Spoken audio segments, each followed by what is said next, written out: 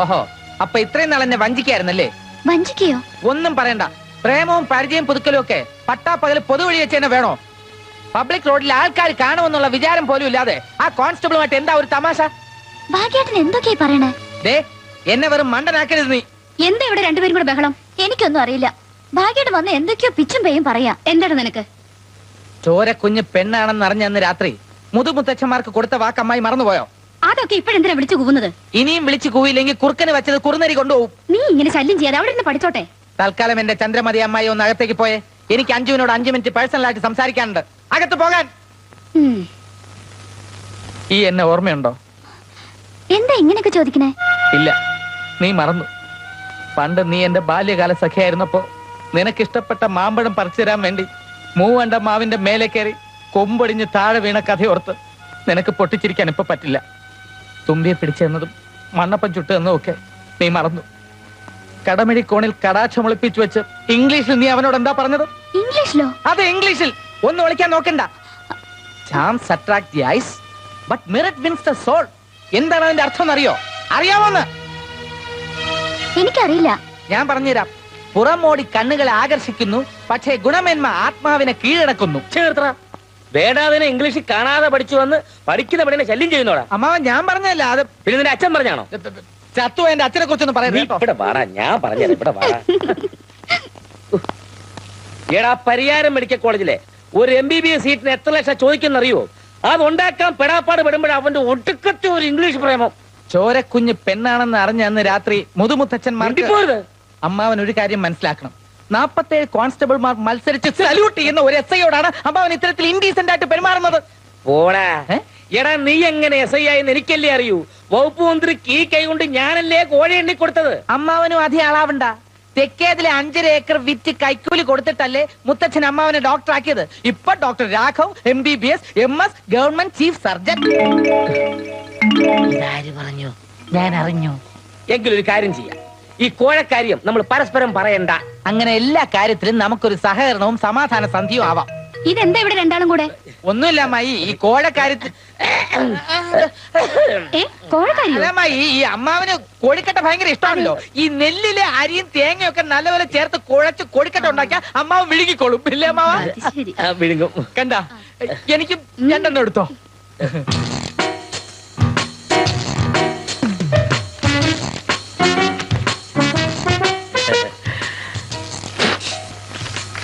ഇതെന്താ ഡിസൈൻ ലെറ്ററോ? രാജിക്കത്താണോന്ന്? തലയില്ലാത്ത തന്നോട് ഇത് എന്താണെന്ന് പറഞ്ഞാൽ മനസ്സിലായില്ല. കടിക്കുന്ന പട്ടിക്ക് എന്തിനാ ആശാനെ തല? അയ്യോ, കടിക്കണ്ട. ഈ പട്ടി ഒന്ന് കുരച്ചു കണ്ടാ മതിയായിരുന്നു. എടാ പുല്ല, നീ കള്ളന്മാർക്ക് അവമാനമാണടാ. ഇനി ഞാൻ തന്നെ നേരിട്ട് രംഗത്തിറങ്ങിയാലേ പറ്റൂ. നീ ഇത് കണ്ടോ? എന്റെ കൂർമ്മ ബുദ്ധിയിൽ വിളഞ്ഞ വിത്താണിത്. എന്നാ പാഴാക്കി കളയാതെ എവിടെയെങ്കിലും കൊണ്ട് വിതച്ചൂടെ? അതേടാ, പറ്റിയ സ്ഥലത്ത് തന്നെ വിതയ്ക്കുകയും ചെയ്യും. താമസിയാതെ ഇതിന്റെ ഫലം നമ്മൾ കൊയ്യും. കൊയ്യാന്നോ? ആ, ഞം ഞം ഞം. ആ, ഞണ്ണാന്ന്. വായടക്കെ പണിയെടുക്ക്.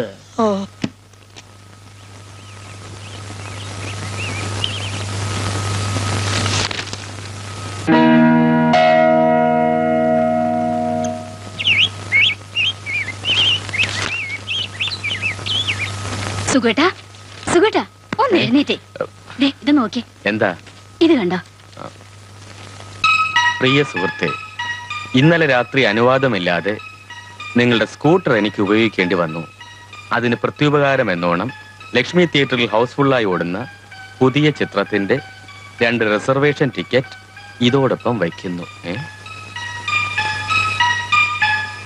എന്ന് ക്ഷമാപണത്തോടെ നിങ്ങളുടെ ഒരു കുടുംബ സുഹൃത്ത്. 2 തവണ ടിക്കറ്റ് കിട്ടാതെ മടങ്ങിയതല്ലേ, എനിക്ക് സന്തോഷായി. നമ്മൾ അടുത്തറിയുന്ന ആരോ ഒപ്പിച്ച സൂത്രായത്. ഇനിയിപ്പോ നിന്റെ അനുജനോ മറ്റാവോ? ആരായാലും എന്താ, ടിക്കറ്റ് കയ്യിൽ കിട്ടിയതല്ലേ. ഇന്നത്തെ ഫസ്റ്റ് ഷോ കണ്ടേ പറ്റൂ.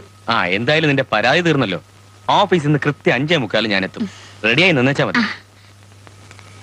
നിന്നോടുള്ള പക മാത്രമാണ് ആ ഭാഗ്യനാഥ എന്നോട് കാണിക്കുന്നത്. അച്ഛനൊരു കാര്യം ചെയ്യും. എന്താ? കഷ്ടപ്പെടുത്തുന്ന വല്ല ഡ്യൂട്ടിയും പറഞ്ഞ അവന്റെ കരണക്കുറ്റി നോക്കി പൊട്ടിക്കും. അത് ശരി. അപ്പൊ എന്റെ വീട്ടിൽ താമസിച്ചിട്ട് എന്റെ ജോലി കളയിക്കാനുള്ള ഉപദേശമല്ലേ? എങ്ങനെയും അവനെ നിലക്ക് നിർത്തിയേ പറ്റൂ. അച്ഛയ, കുറെ കഞ്ചാവ് കിട്ടിയിരുന്നെങ്കിൽ ഒരു പണി ഒപ്പിക്കാമായിരുന്നു. എന്ത് പണി? കഞ്ചാവ് ഒരു ചാക്കിലാക്കി അവന്റെ വീട്ടിൽ എവിടെയെങ്കിലും ഒളിപ്പിക്കുക, എന്നിട്ട് പോലീസിൽ വിവരം അറിയിക്കുക. മയക്കുമരുന്ന് കൈവശം വെച്ചതിന് ഭാഗ്യനാഥൻ ഒരു 5 വർഷമെങ്കിലും ജയിലിൽ കിടക്കേണ്ടി വരും. ആവശ്യമാണല്ലോ.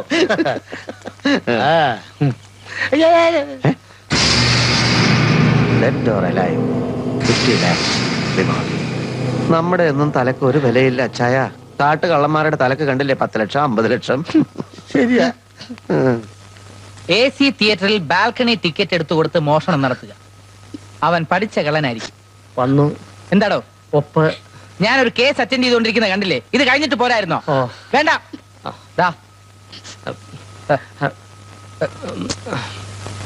എത്ര പവനാ മോഷണം പോയത്? ഏതാണ്ട് 20 പവനോളം വരും.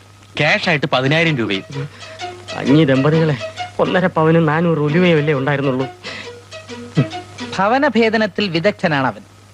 ഒരു പക്ഷേ എന്റെ കളർ TV അടിച്ചെടുത്തതും അവനായിരിക്കും. നിങ്ങൾ പേടിക്കണ്ട, ഒരാഴ്ചക്കകം ഞാൻ അവനെ കസ്റ്റഡിയിൽ എടുത്തിരിക്കും. അല്ല കമ്മാരാ, ഈ സംഘത്തെ കുറിച്ച് തനിക്ക് എന്തെങ്കിലും വിവരമുണ്ടോ? അയ്യോ, മോഷണ കല വിട്ടേ പിന്നെ ഇപ്പൊ ആരുമായിട്ടും ഒരു കോണ്ടാക്റ്റും ഇല്ലേ. ഇപ്പൊ പൂജ, ക്ഷേത്ര ദർശനം, ഭജന, ഭക്തി മാർഗമാണേ. അതേതായാലും നന്നായി. പക്ഷെ നിന്റെ ഈ ഭക്തി ലൈനിൽ എന്തെങ്കിലും മാറ്റം ഉണ്ടായാലുണ്ടല്ലോ, ഇടിച്ചിന്റെ പരിപ്പിളക്കും. പരിപ്പിളക്കരുത് അല്ലേ? പരിപ്പിനൊക്കെ ഭയങ്കര വിലയാ. നിങ്ങൾ പൊക്കോളൂ കേട്ടോ. ശരി സാർ. എന്താണ് ആശാനെ പാത്തും പതിക്ക് നടക്കാൻ തുടങ്ങിയിട്ട് കുറെ നേരമായല്ല. ചില കള്ളന്മാരെ പോലെ എന്നെ ടെൻഷൻ അടിപ്പിക്കാതെ ഇന്നത്തെ പ്രോഗ്രാം എന്താണെന്ന് പറ. ഈ പവർ കട്ട് നമ്മളെ പോലുള്ള ഭയങ്കര അനുഗ്രഹമാണ്. അതറിഞ്ഞുകൊണ്ട് ആമ്പിള്ളേർ അതിന്റെ ദൈർഘ്യവും കൂട്ടി തന്നിട്ടുണ്ട്. എന്തൊരു കൃത്യനിഷ്ഠത! കൃത്യസമയത്ത് പോകുന്നു, കൃത്യസമയത്ത് വരുന്നു. ആ ഗ്യാപ്പിൽ നമ്മൾ വർക്ക് ചെയ്യുന്നു. പക്ഷെ ഇന്ന് അങ്ങനല്ല.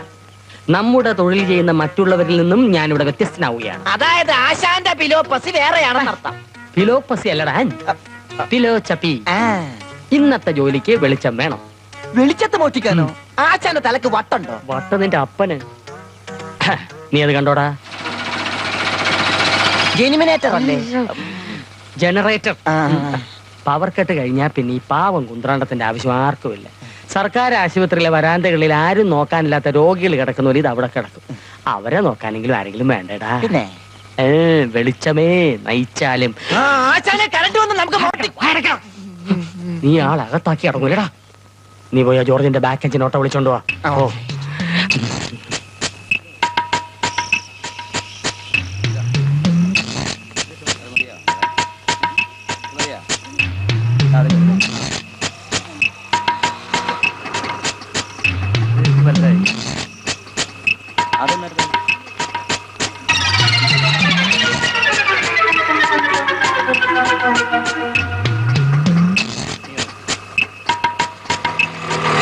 പ്രിയപ്പെട്ട നാട്ടുകാരെ, നാളെ വൈകുന്നേരം നെഹ്റു സ്റ്റേഡിയത്തിൽ വെച്ച് നടക്കുന്ന മഹാസമ്മേളനത്തിൽ നമ്മുടെ പ്രിയങ്കരനായ നേതാവും XMP-യുമായ PVC-യിൽ നിന്നും പാർട്ടിയുടെ അഖിലേന്ത്യാ പ്രസിഡന്റ് വിമൽ ബാസു ചാറ്റർജി 25 ലക്ഷം ഫണ്ട് ഏറ്റുവാങ്ങുന്നതാണ്. പ്രസ്തുത സമ്മേളനത്തിൽ പാർട്ടിയുടെ നാളെ മെയിൻ റോഡ് എല്ലാം ബ്ലോക്ക് ആയിരിക്കും അല്ലേ ആശാനെ? സമ്മേളന നഗരിയിലേക്ക് ആശാൻ എന്താ ആലോചിക്കുന്നത്? ബ്ലോക്ക് ആവുന്നതിനെ കുറിച്ചാണോ? സമ്മേളനം നാളെ. അപ്പൊ 25 ലക്ഷം രൂപയുടെ പച്ച നോട്ടുകൾ ഇന്ന് നേതാവിന്റെ വീട്ടിൽ കാണും. നാളെ അത് ഏതെങ്കിലും ബാങ്കിൽ ചൂട് ഡ്രാഫ്റ്റ് ആയിട്ട് മാറി വൈകുന്നേരം ചാറ്റർജി വിഴുങ്ങുന്നതിന് മുമ്പ് നമുക്കത് പൊക്കാം. അതിനെന്താ, ഇപ്പൊ തന്നെ പൊക്കാലോ. അതിനിവിടെ ആൾക്കാരുണ്ടോ? അതിനെ പറ്റി അന്തരീക്ഷം വേണമെന്നൊക്കെ അറിയണ്ടടാ കിഴങ്ങ. ഓ, അത് ശരിയാണല്ലോ. അല്ല ആശാനെ, ഞാൻ ആ ഗസ്റ്റ് ഹൗസിന്റെ അവിടെ കിടന്ന് കറങ്ങുമ്പോ ആ നേതാവും പെപ്പർ നോക്കി അവിടെ നിക്കണേ കണ്ടല്ലേ? കേന്ദ്രത്തിൽ നിന്ന് വരുന്ന മന്ത്രിയെ സൽക്കരിക്കാനും മണിയടിക്കാനുമാണ്. അല്ല, അവരവിടെ ഉണ്ടെന്നുള്ളത് എനിക്ക് ഉറപ്പാണോ? എന്റെ പൊന്നാശാനെ, ഒരാഴ്ചയായിട്ട് അവരോട് തമ്പടിച്ചേക്കല്ലേ. എന്നാ ഇതാണ് പറ്റിയ അവസരം. ഇന്ന് രാത്രി നമ്മൾ നേതാവിന്റെ മതിലിയാടുന്നു. അപ്പൊ ഇന്ന് പ്ലാൻ ചെയ്ത ദുബായ്ക്കാന്റെ വീട് അതങ്ങ് ക്യാൻസൽ ചെയ്യടേ. അയ്യോ ആശാനെ, നേതാവിന്റെ വീട്ടിലൊരു പട്ടിയുണ്ട്. പട്ടിയെ പാട്ടിലാക്കാൻ ഒരു ചെപ്പടി വിദ്യയുണ്ട്. രാത്രി ആവട്ടെ.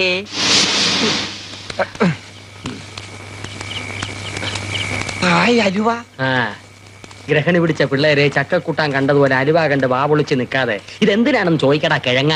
എനിക്കറിയാം ആശാനെ, നേതാവിന്റെ വീട്ടിൽ കയറി 25 ലക്ഷം മോട്ടിച്ചോണ്ടിരിക്കുമ്പോ വിശപ്പ് വന്നാ തിന്നാനല്ലേ ഞാൻ ഊഹിച്ചു. എടാ വായിച്ചു കൊള്ളാത്തവനെ, ഇത് സാധാരണ അലുവ അല്ല. ഇതില് ചക്കയിരക്ക് ചേർത്തിട്ടുണ്ട്. പട്ടി കടിക്കാൻ വരുമ്പോ ഇതിൽ ഓരോന്ന് എറിഞ്ഞു കൊടുക്കും. ആർത്തി കൊണ്ട് പട്ടി തിന്നുമ്പോ അരക്കുകൊണ്ട് മേൽത്താടിയും കീഴ്ത്താടിയും തമ്മിൽ ഒട്ടും. അങ്ങനെ ഒട്ടിയ പട്ടിയെ പിന്നെ എന്തിനു കൊള്ളാം? ഒട്ടിയ പട്ടിക്ക് പിന്നെ കടിക്കാനോ കുറക്കാനോ പറ്റുമോ? ഒരു ജീനിയസ് തന്നെ. നീ കൂടുതൽ വർത്താനം പറയണ്ട, ഞാൻ ചെയ്ത് കാണിച്ചു തരാം. നീ നോയിക്കോ. വാ വാ, ഞാൻ എങ്ങനെ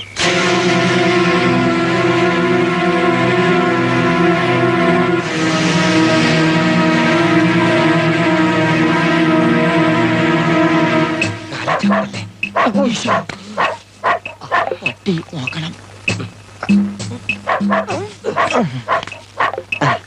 നീ നോക്കിയോ, പ്ലാൻ സക്സസ്.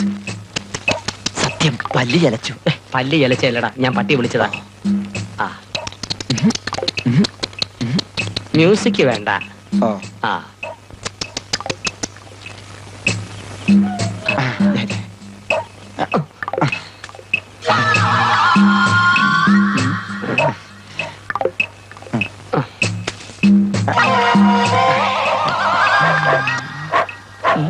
വേണ്ട ആശാനെ, 2 എണ്ണം തിന്നിട്ടും വാ ഒട്ടുന്നില്ലല്ലോ.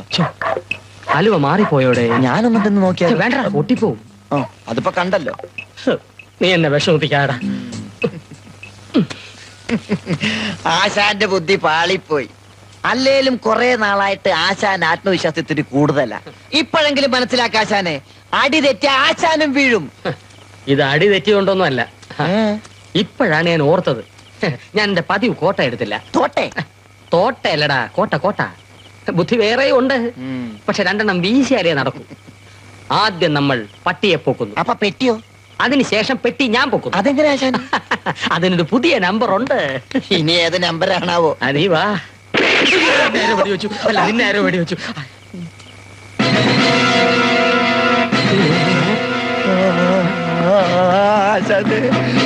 അയ്യോ,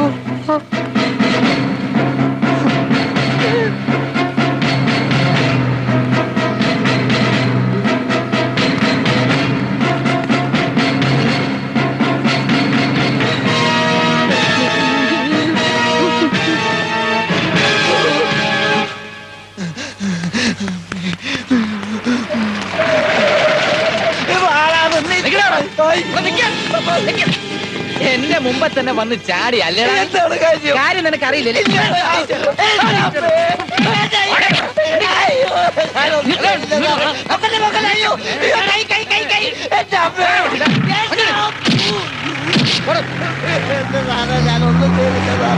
ഫണ്ട് മോഷണം. രാഷ്ട്രീയ നേതാവും മുൻ MP-യുമായ PVC-യുടെ വീട്ടിൽ നിന്നും പാർട്ടി ഫണ്ടിനായി സ്വരൂപിച്ചു വെച്ച 25 ലക്ഷം രൂപ മോഷണം പോയി. ഈനാശു എന്ന കള്ളനെ സംശയാസ്പദമായി പോലീസ് അറസ്റ്റ് ചെയ്തു. ഇന്നലെ എന്താണ് തേങ്ങാക്കൊല. നിർത്തണേ സാറേ, ഇത് കണ്ടോ? ഈനാശു നിരപരാധിയാണ്. അതെ, അവൻ നിരപരാധി തന്നെയാണല്ലോ. പോലീസുകാർ ഇപ്പൊ അവനെയാ പിടിച്ചിരിക്കുന്നേ. പേടിക്കണ്ട, ഇന്ന് അവനെ അവർ കോടതിയിൽ ഹാജരാക്കും. പക്ഷെ അവൻ കോടതിയിൽ എത്തില്ല. കോടതി കൊണ്ടുപോകുന്ന വഴി അവൻ രക്ഷപ്പെട്ടിരിക്കും. സത്യമാണോ ഇത്? വാക്കും തോക്കും ആവശ്യത്തിന് മാത്രമേ ഈ ആൻഡ്രൂസ് ഉപയോഗിക്കാറുള്ളൂ.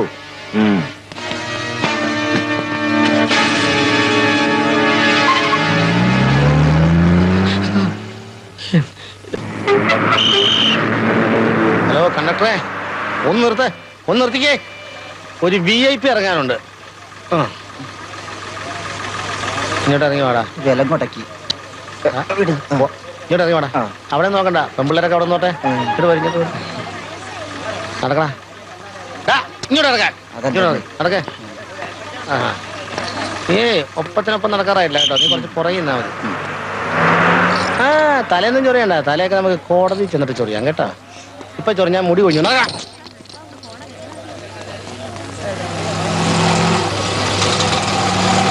എടാ, മൈസൈറ്റ് ചോദിക്കുമ്പോഴേ ഉള്ള കുറ്റങ്ങ് ഏറ്റ് പറഞ്ഞു കേട്ടോ. ഇല്ലെങ്കിൽ പിന്നെ നിന്നെ ലോക്കപ്പിൽ കയറ്റി നിന്റെ ദേഹത്തുള്ള എണ്ണ മുഴുവൻ ഞങ്ങൾ പിഴിഞ്ഞെടുക്കും കേട്ടോ. ഇതൊരാവശ്യമില്ലാത്ത പോക്കാണ്. എന്തുമാത്രം മോശം ഞാൻ നടത്തിയിരിക്കണം, അപ്പോഴൊന്നും കോടതി കയറേണ്ടി വന്നിട്ടില്ല. ഇതിപ്പോ ചെയ്യാത്ത കുറ്റത്തിനാണ് ഒരു വിലങ്ങ്. ചിരിക്കല്ലേ, വിലം കിട്ടി ചിരിച്ചാൽ നടുവിലങ്ങും.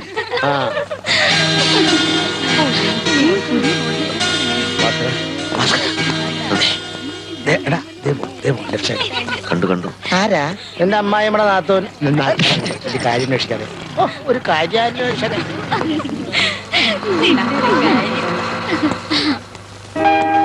കോളേജിലേക്കായിരിക്കും.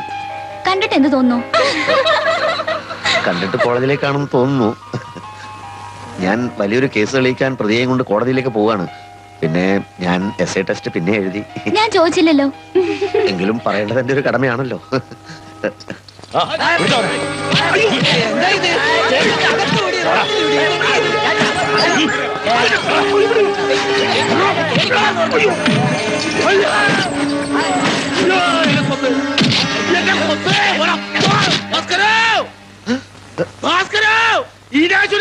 പോയി.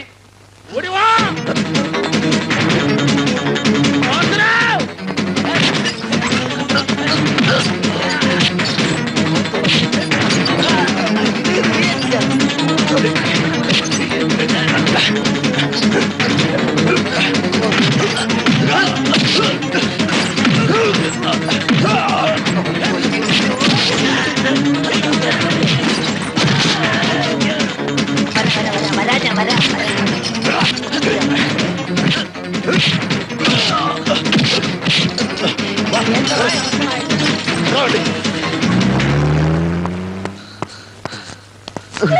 അയ്യോ, എന്തെങ്കിലും പറ്റിയോ?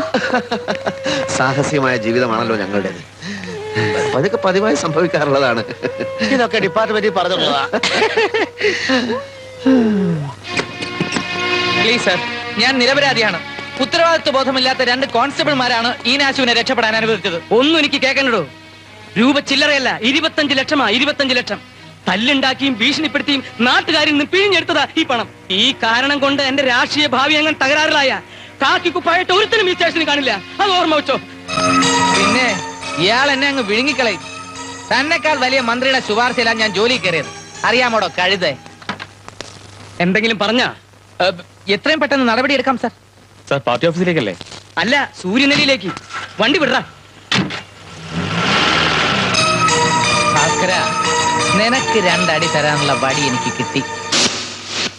സർക്കിൾ, ഡിവൈഎസ്പി, SP എല്ലാവരും ഉണ്ടായിരുന്നു കോൺഫറൻസിൽ. നിങ്ങളെ 2 പേരെയും സസ്പെൻഡ് ചെയ്യരുതെന്ന് ഞാൻ അങ്ങേറ്റം വാദിച്ചു നോക്കി. പക്ഷെ അവർ ഒരു ദയയും കാണിച്ചില്ല. എനിക്ക് സങ്കടമുണ്ട്. നിങ്ങളെ 2 പേരെയും സസ്പെൻഡ് ചെയ്തതിൽ എനിക്ക് ഭയങ്കര സങ്കടമുണ്ട്. Mathew Joseph, KV Bhaskaran.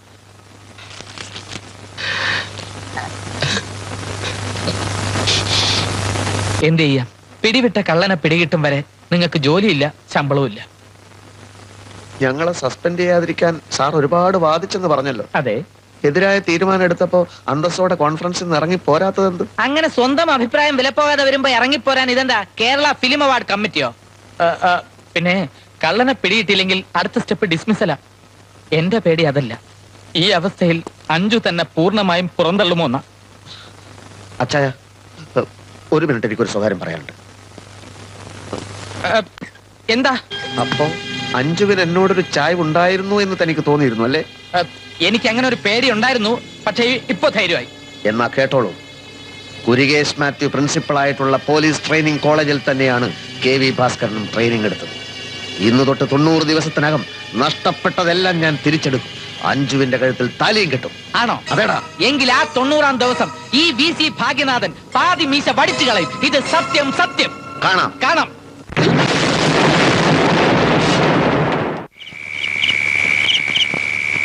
ഒരു ഗവൺമെന്റ് എംപ്ലോയി എന്നുള്ള പരിഗണനയിലാണ് അന്നാമനെ പോറ്റുന്നതും തങ്കഭസ്മം തന്ന് ചോപ്പിക്കുന്നതും.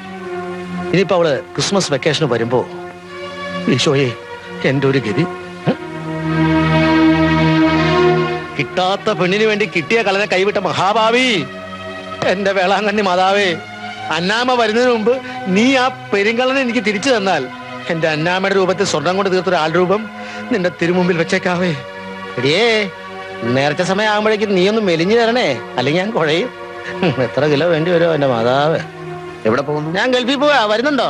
എടോ, കള്ളനെ പിടിക്കാൻ. കള്ളനെ പിടിക്കാൻ? ആ, കള്ളന് മേൽവിലാസം ഉണ്ടോ കയ്യിൽ? എന്തേ? പിന്നെ എങ്ങനെ കള്ളനെ പിടിക്കുന്നത്? നട്ടപ്പാതിരക്ക് വേറെ പണിയൊന്നുമില്ല മനുഷ്യൻ. അല്ല, പട്ടാപ്പകല് കള്ളൻ നമ്മളെ അന്വേഷിച്ച് ഇങ്ങോട്ട് വരുമല്ലേ? എങ്കിൽ ചെല്ലു. Good night. ആഹാ.